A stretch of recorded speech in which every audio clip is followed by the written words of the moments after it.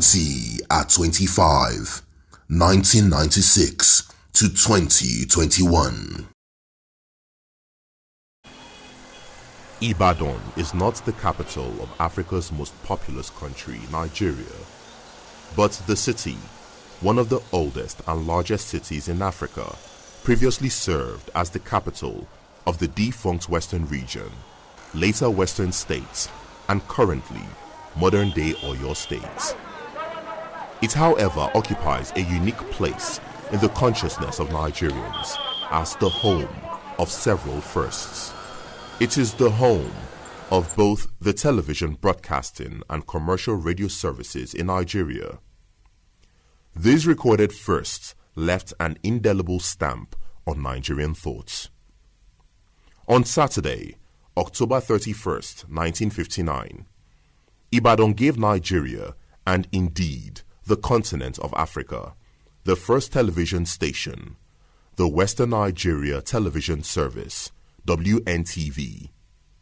7 months later, May 1960 to be precise, the first commercial radio station in Nigeria, the Western Nigeria Broadcasting Service, WNBS, came into being.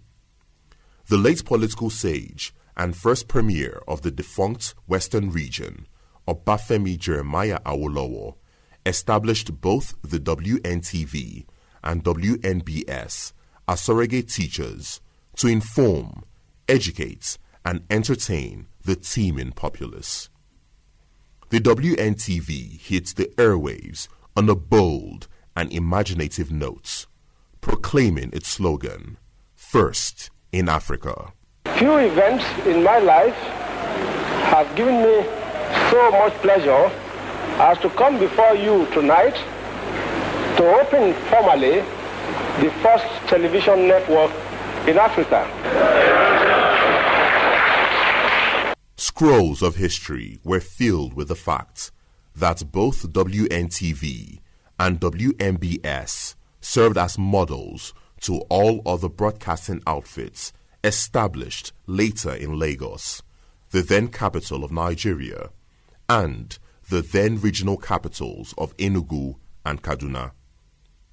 Simply put, governments at all levels then emulated Awolowo's vision of deploying audio-visual medium for political consolidation through the educational emancipation of the people.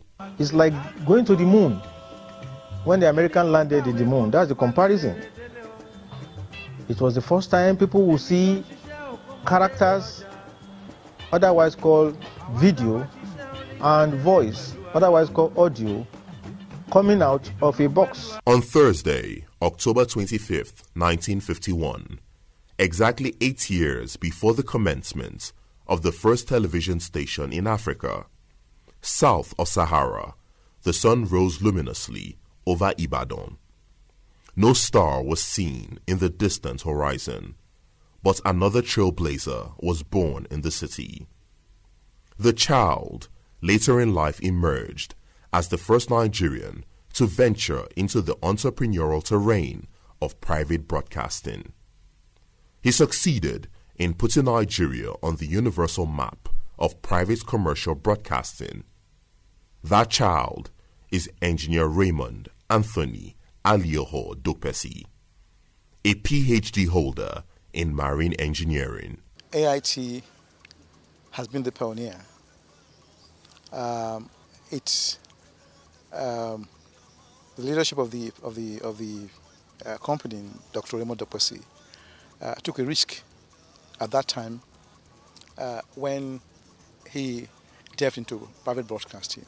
Nobody knew how it was going to end. And therefore, for me, it was a courageous move what he did. And that move has given Nigerians insight into possibilities and potential. So for me, Dr. Dokpesi was a pioneer.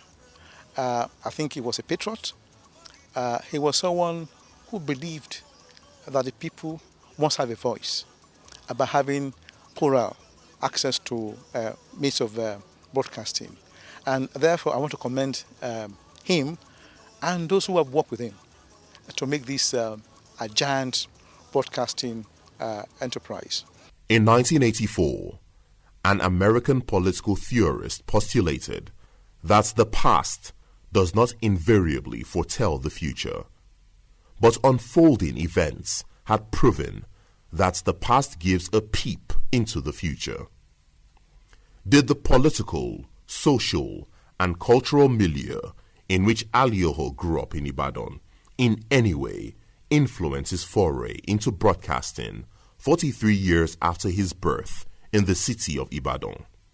By 1959, yes, I was already 8 years old. I watched with nostalgia. Those were part of the things that actually pushed me. Because you will recall that the first radio and television stations were set up in Ibadan by Chief Obafemi Awolowo. And in 1973, the first color television in the whole continent of Africa was done here in Jos, was put up in the whole continent of Africa. We started radio and television broadcasting in Ibadan in 1959, and by 1973 we were transmitting colored television. It was not until around 1983, 1985 that South Africa started. But you see what happened. Already by 1990, we were dependent on South Africa, on our television services. And therefore, I felt that that was a challenge, that Nigeria did not have any reason to go back to South Africa, which it had helped to liberate in 1994 for television services. Since we pioneered it, we must build on our strength. Radio broadcasting began in Nigeria on December 19th, 1932. It was the day the British colonial government inaugurated the world's first regular shortwave overseas service in Lagos. Nigerians received the British Broadcasting Corporation, BBC's radio signals directly from Daventry, England, through a radio distribution service, Rediffusion. On June 1, 1952, the Nigerian Broadcasting Service, NBS, came into being. It was reorganized in 1978 to become Federal Radio Corporation of Nigeria, FRCN. That same year, the then military rulers equally restructured television stations into a single entity, the Nigerian Television Authority, NTA.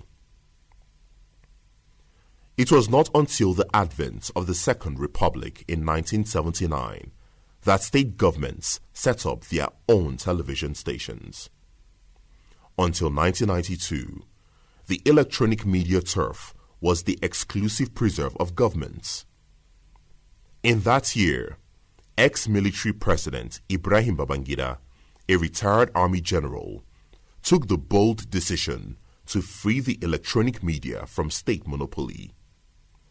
Instructively, Decree 38 of 1992, which gave legal teeth to the deregulation, now an act of National Assembly, was promulgated on August 24, 1992. The law gave birth to a regulatory body, the National Broadcasting Commission, NBC. Between 1992 and now, the gains are visible, stunning, and unprecedented. Radio, television are democratic organizations in terms of giving voice to the people. It's like, letting go.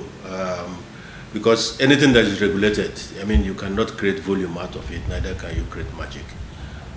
So the deregulation of the industry and the deregulation too that came with the advent of private broadcast organizations was huge.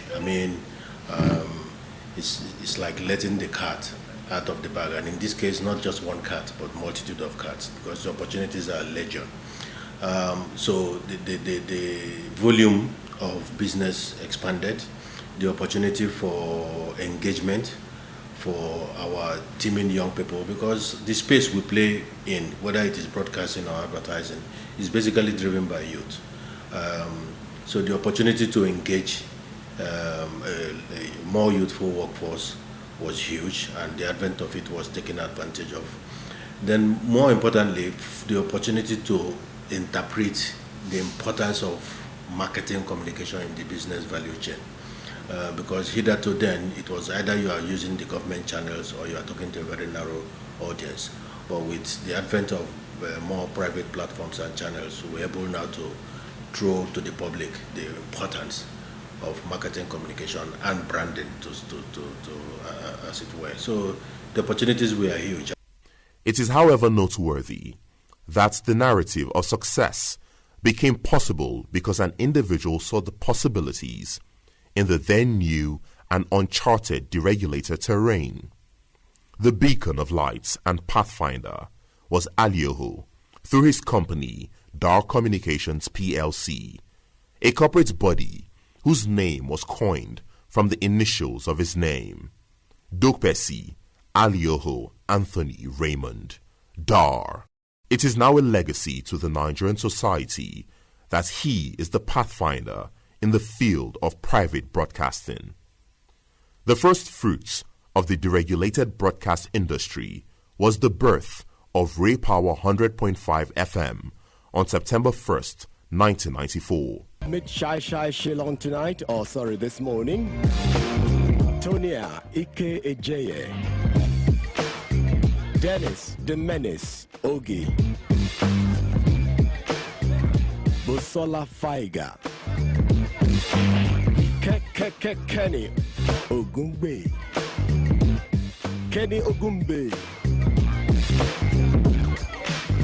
Yemi the Fox Adenuga. And Ambrose Shomide Brazuma. My name is Olusegun Kishola. I am just leading the team.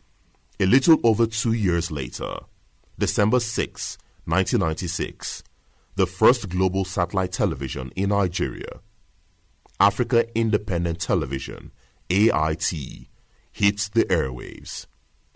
This was followed with a talk radio station, Ray Power 2, which is now rechristened Faji FM, a blend of Yoruba and Pidgin English medium. On December 1st, 2021, Faji turned 9 years old. The first signature tune to launch the signals of Africa Independent Television, AIT, on December 6, 1996, was not just the beginning of transmission for what became Nigeria's first private television network, but the story of what is possible from the continent of Africa. Though there were other public and private stations already in existence at that time, AIT was a product on demand, and its coming on board at that crucial time in the history of Nigeria was to fill a vacuum. DAAR Communications, as it then was, started with Ray Power, and Ray Power was like what I would call a blow-away success. I mean, nobody ever expected that a private investor in broadcasting would come up with something that was going to be as captivating, as fascinating, and as engaging in terms of broadcasting as Ray Power did. And barely 2 years after the success story of Ray Power, the founder was challenged by the authorities to say, look, if you can do this with radio, why not you also try it on television? And I think that gave rise and gave birth to AIT. And so remember that those years were the Abacha years, dictatorial years as it were. And nobody expected that private broadcasting would get the kind of endorsement, the kind of tacit support that it got from a military government. And over the years, if you ask me, I ask myself that even though we're supposed to be in a democratic dispensation, sometimes some of the policies that we come up with these days, in retrospect, I believe are even worse than we had during the military regime. Because I think that maybe some people are trying to play to the gallery or please those in power or the corridors of power, or otherwise the media you expect to be freer in a democratic dispensation. Many of us were brought together by the dream that the founder had in 1992, 1993 to start up RayPower. And following from the rave reviews that RayPower got, I think that's what emboldened him to go into, or to nurse the idea of starting a television station. So it was a first for us in some ways. It was a first for the industry, because that was the first time that a television station would commit to doing 24-hour broadcasting round the clock. Lagos Weekend Television had been doing it several weekends in a row, but the first time that it was decided, okay, we're going to turn on this thing and we will not turn it off. So in that way, it was a first. And from the reception that we got from the general public, it seemed that we got something right. What is today described as the DAAR conglomerates began in the lowly but quiet settlement of Alagbado in Lagos, which was only accessible through a footpath.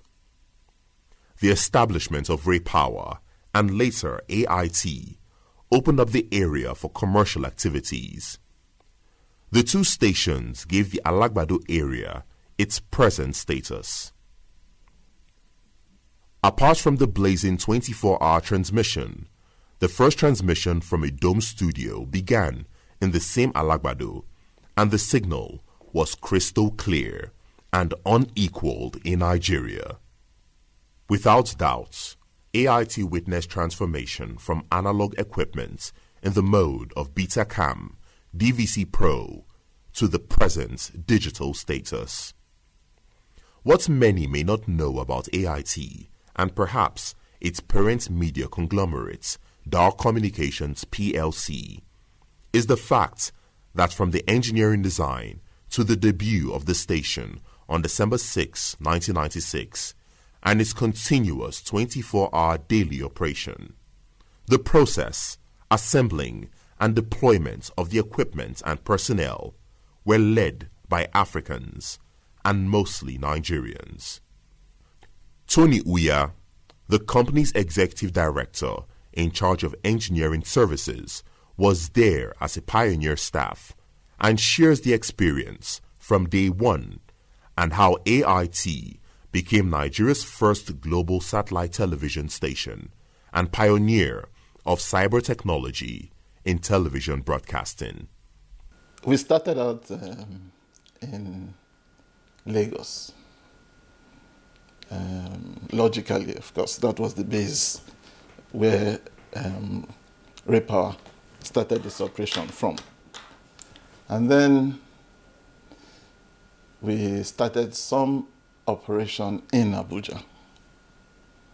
And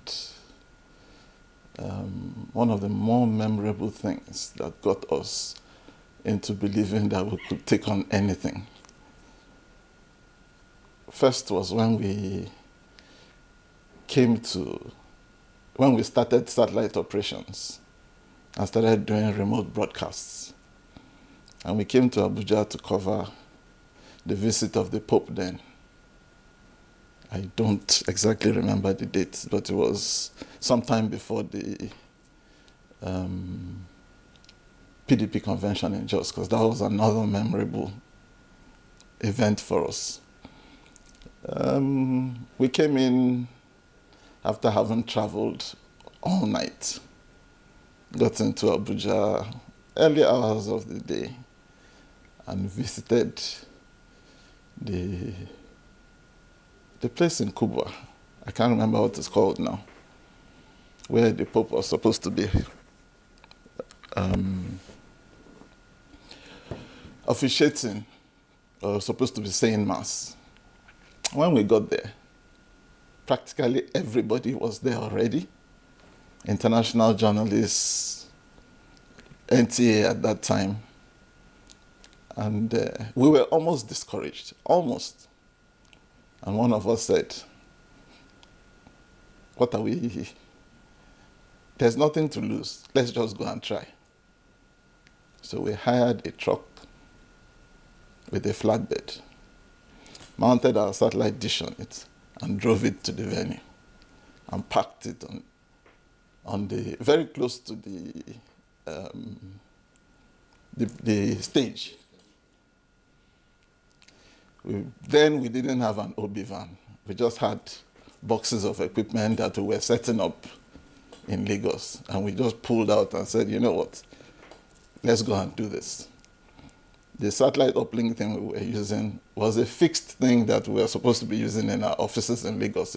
We had a redundant system, and we pulled the second set out and said, let's go and do this.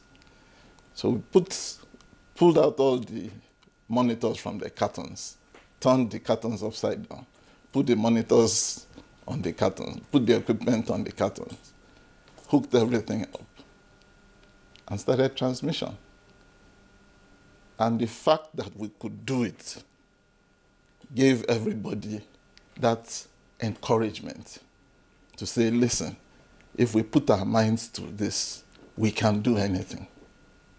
And so started the journey of AIT's remote broadcast transmissions, which we famously call outside broadcasts. From there, we went to do the PDP convention that went on for more than 24 hours.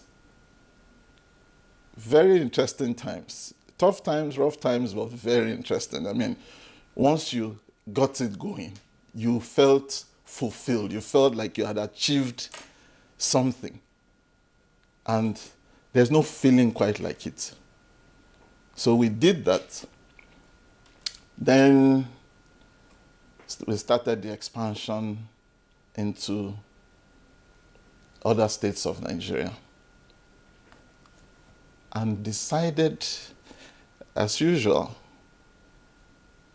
the founder came in one day and said, we need to start transmission in the US. We need to be, I'm trying to recall the exact phrase that was used at that time. But long and short of it was that we needed to, because his dream was to show the world that anything anybody can do, we of the black skin can do same and even better. I went there with a zeal, eager to work, and I found a space with which to work, and I utilized the space. Then, another experience is that the facilities I met there were purely analogous facilities, analog, in terms of my area. I don't know of other areas. I know of other areas, but let me face my area. I met just the normal lighting equipment with which we trained in the University of Ibadan, but they were more and numerous in number there. So what I did was that I had the opportunity then of meeting with the chairman of AIT, then Dr. Raymond Dokpesi. He's High Chief Ezomo of Wetawepawano, but then he's got PhD, so I call him Dr. Raymond Dokpesi. I'm in the academics, and PhD is an achievement of is a work of excellence. He's the peak in academic achievement. So I just prefer to call him Dr. Raymond Dokpesi. So I had the opportunity of meeting with him in a car park when he was going home on an evening, and I gave him a position paper that the lighting situation there are obsolete, that the entire grid system there are not okay because they are old school grid. And the man told me to establish contact with the best lighting company in the world, and I established contact with Strand, and then they bought digital computerized lighting system. At that point, when we had an encounter, I think he read my position paper and realized that, oh, okay, this paper coming from somebody is coming from somebody's sound that knows what he's doing. So he picked it up, but the kind of equipment that I have never seen in my life. I'm talking of a kind of lighting equipment that I've never seen in my life. So having done that, we proceeded. He then sent me to Italy for training on installation and digital and computerized lighting system. So I came back and I saw the tools. I joined in the installation of the lighting system, and then I was able to practice and upgrade myself. The abundance of ultra-modern equipment and broadcast facilities leaves no one in doubt. A first-time visitor to the Paduma Hill headquarters of AIT will notice, after climbing up the hill, massive satellite dishes overlooking the Abuja metropolis and impressive edifices housing digital broadcast equipment. From all these, there is an impression.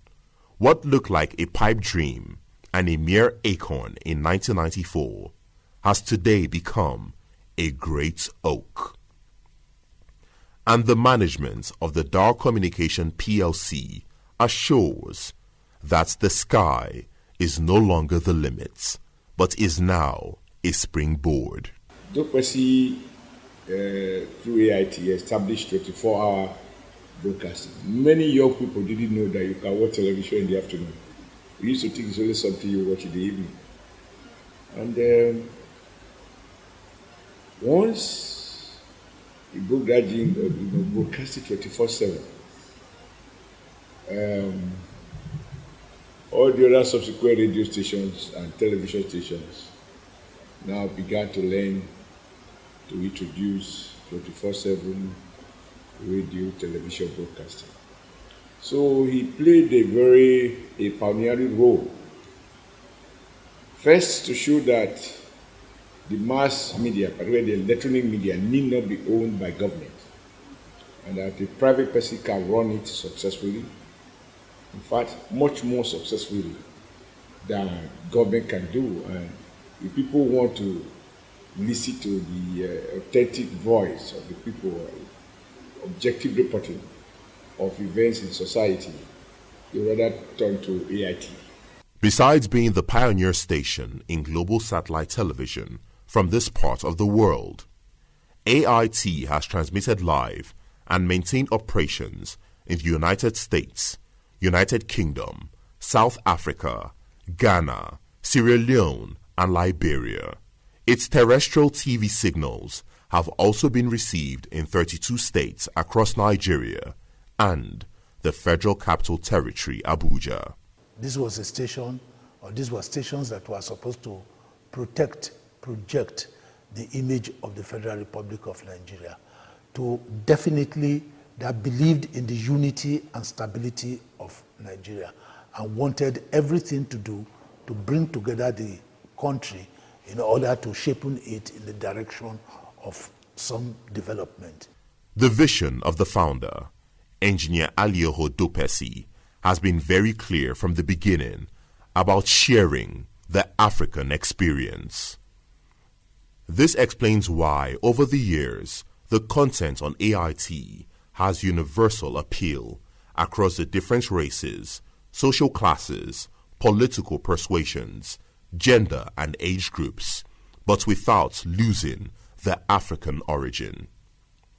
Dr. Mrs. Oluwatosin Dokpesi is the Managing Director of Africa Independent Television, AIT. It was fun working with the great teams. We had people who had left a government establishment, and some also came from other stations. Some were radio staff from other places, but everyone was ready to learn, and we're all ready to learn from those who came in with the experience.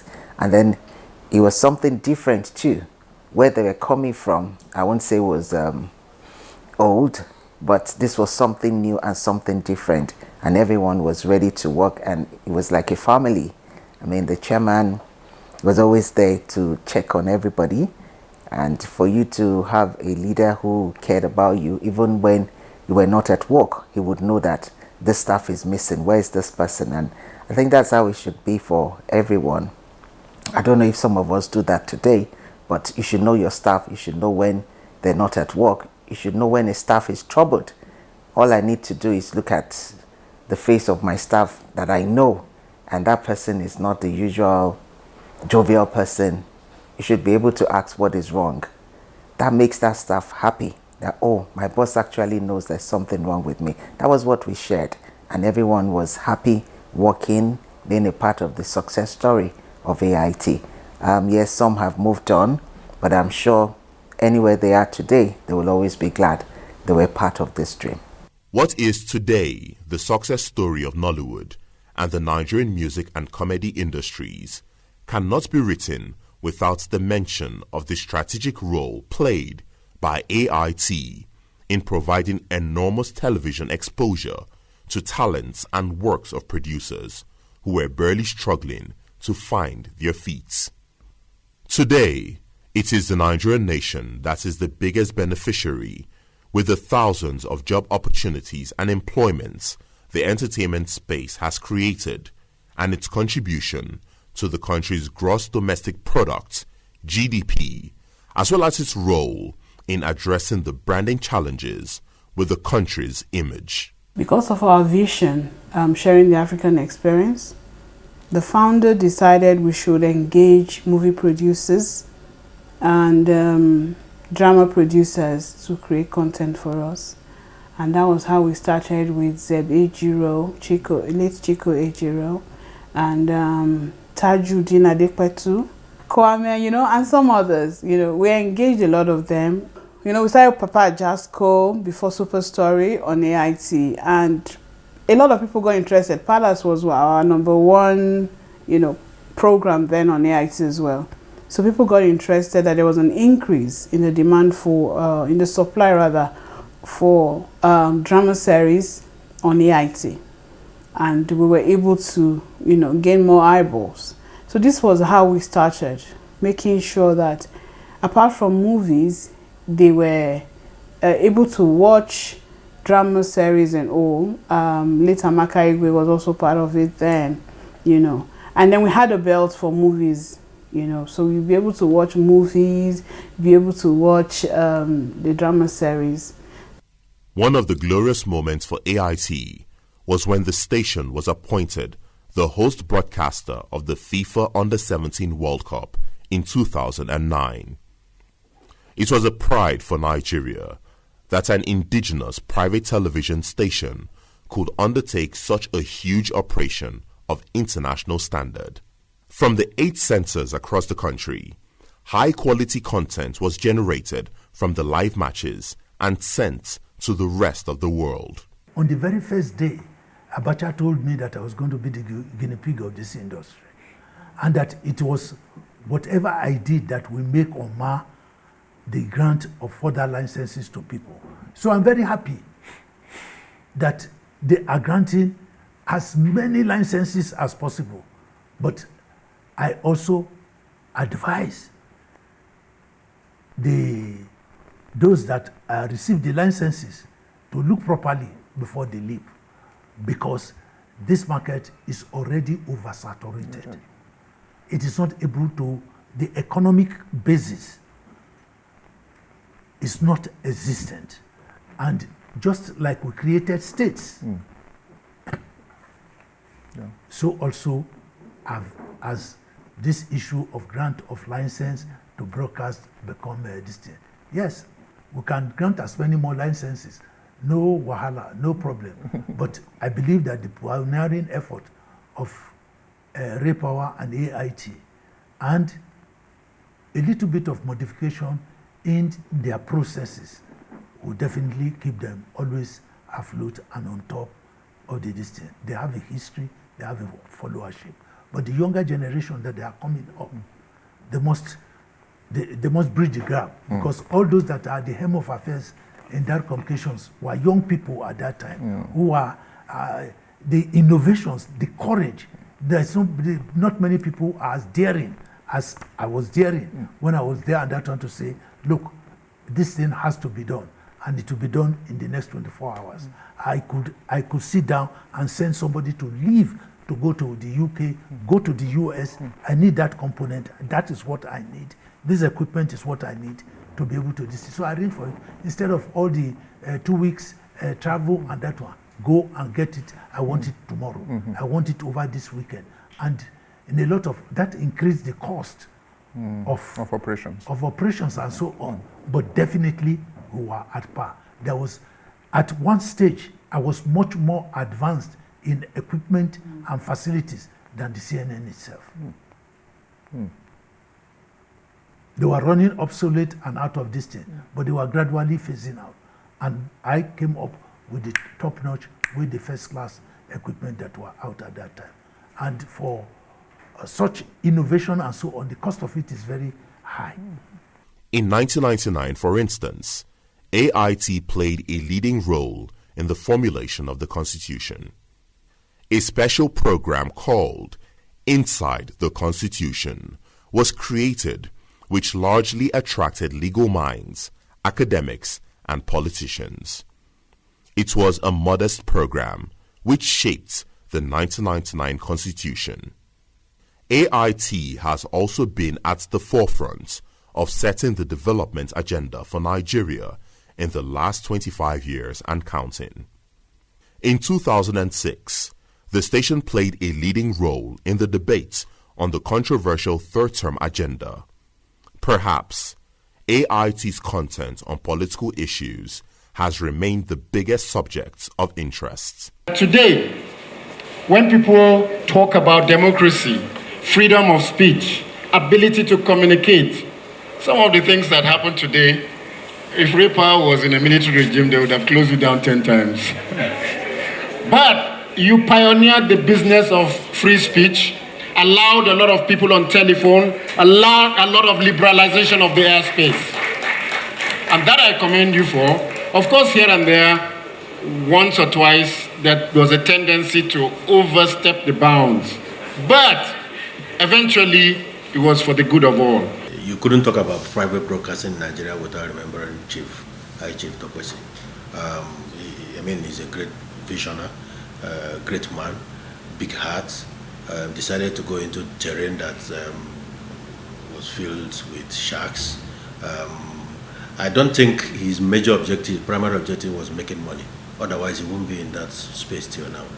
I think the primary objective was to touch lives. The primary objective was to help Nigeria sell itself all over the world. The primary objective was to establish something that would outlive him and then make a mark for himself. So I consider him not just a trailblazer. People can stumble onto things, but in his own case, he didn't stumble onto it. He thought it through, and he's still living it. And if the incentive was making money, then he would have made enough money and go into importation, and that would have been the end of that communication. So I consider him a great man. As I became the president of the NLC, I soon realized that AIT was more or less something we can call our own. Our own in the sense that a story that the NTA will not use, we are sure that AIT will use it. Even this early morning broadcasting, which is now common with many stations, early hours of the day, 7 a.m., 7:30, AIT introduced the idea of kakaki. And very early in the morning, sometimes I go to, I'm invited to appear on kakaki, or some people on kakaki. Before we go to work, we watch what is going on, comments from all sorts of people. And I do remember this particular occasion when we had issues with the government. And I was invited to represent Nigeria Labour Congress. And one other fellow was invited to represent government. But the fellow didn't know his right from his left. But it's also a challenge when you are wrestling with the truth. Because those who speak for government sometimes do not often have the honor to say, on this one we were wrong, we look at it. The tendency is to try to justify everything, even when it's clearly wrong. And so government spokespersons always have this very, very difficult task. And the guy was out there trying to argue with me on certain policy issues as it had to do with the economy and industrial policies, with particular emphasis on how we are mismanaging our oil revenue and the growing crisis of our refineries not working. This problem has been there. And by the time we were done with that program, I think the government guy looked very stupid in the eyes of viewers. And a few days later, NBC sent a letter threatening to shut down AIT for not giving government side a hearing and allowing me to use the station, quote unquote, to rubbish the government policy. But the truth is, government sent someone, but he had a difficult task of wrestling with the truth. I always say that when you are wrestling with the truth, you can't win. You need series of lies to sustain the first one. And so I now realize the importance of private ownership of the electronic media, because now, if the AIT was controlled by the Ministry of Information, the director of that program and all those involved, even in inviting me, may well be dismissed. So all they could do was to use NBC to intimidate. And we also then issue a statement that if NBCC itself, as representing government and not the Nigeria people, and they harass AIT, we reserve the right to defend AIT because it is defending the public space.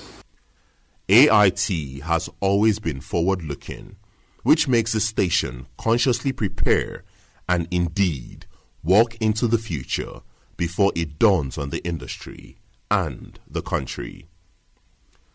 This was what happened in 2008 when AIT transited to being a fully digitalized station at a time the industry in Nigeria and the government were not yet ready to embrace digitization. DAAR Communications PLC, which started as the dream of one man, is today a conglomerate quoted on the stock exchange, boasting of thousands of shareholders across Nigeria and employing workers across continents. The company's vision at birth was simple, clear, and unambiguous. It is to bridge the yawning gap in the world's information order, which places Africa and other developing countries at the mercy of Western perspectives, opinions, and nuances. It set out to promote African interest, unity, and cohesion, while respecting religious sensibilities and crusading against hatred and disaffection among the peoples from the outset. Its mission has been to enhance global understanding. In its founding statement, DAAR Communications PLC promised to promote human dignity, orderly development of the society, free speech, responsible and responsive political leadership, and good citizenship. The thematic philosophy of its channels is geared towards the promotion of the values, traditions, and cultures of Africans across the world. No organization is immune to the sudden and unintended problems imposed by the society, and DAAR Communications PLC has not been an exception. The good news, however, is that each time a problem surfaces, the company has proven to be resilient and has survived against all odds. Notwithstanding the giant strides of DAAR Communications PLC, the media giants had witnessed different seasons. There had been joyful moments. There had equally been difficult times. Joyful moments were associated with happy events, but the worrisome times have had disturbing and agonizing moments. The company has experienced disturbing fire incidents whose sources remain shrouded in mystery in spite of the massive destruction of treasured broadcast facilities. There had also been politically motivated destruction of huge edifices on the orders of the powers that be, mostly on unjustifiable grounds.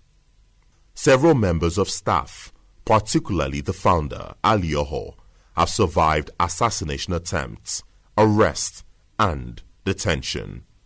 Notwithstanding these cheerless developments, AIT transmits a rich range of programs covering diverse areas of life and produced with a touch of professionalism.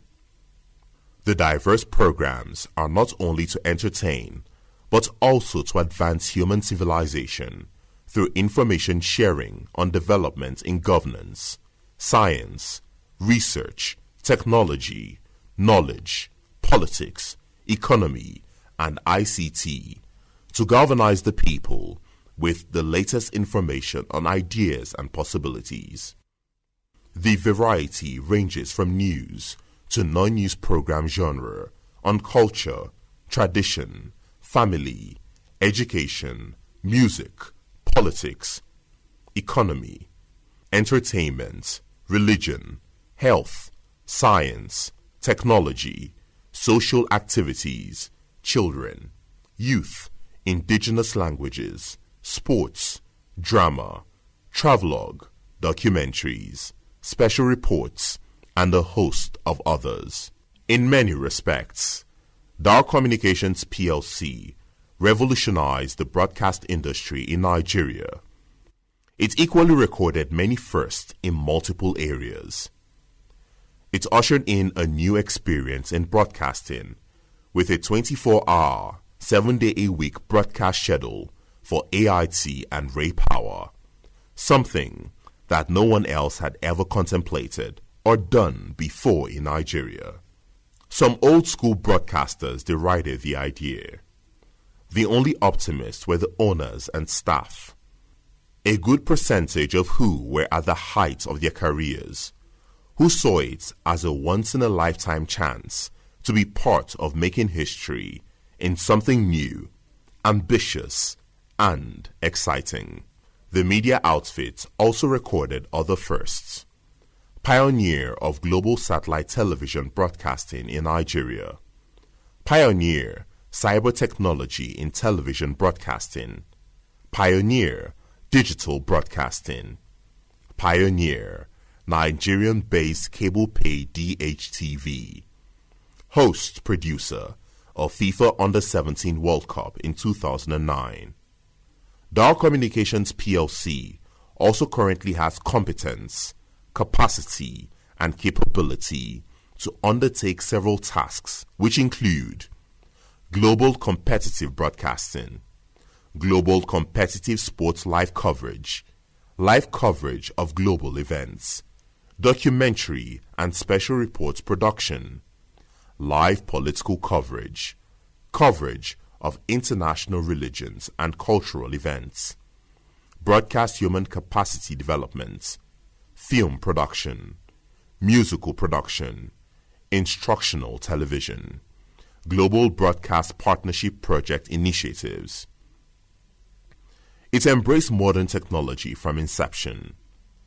Both AIT and Ray Power nurtured, sustained, and institutionalized what could be described as a great program concept and tradition through Kakaki on AIT and the Ultimate Morning Show, UMS, on Ray Power. That set the pace for virtually every other TV and radio station program in Nigeria today. 25 years on, the AIT brand is still marching to a better future in the face of fresh demands of the audience and the ever-constant advancements in broadcasting. The success story in private broadcasting in Nigeria became possible because of the simple fact that there was a pathfinder, DAAR Communications plc.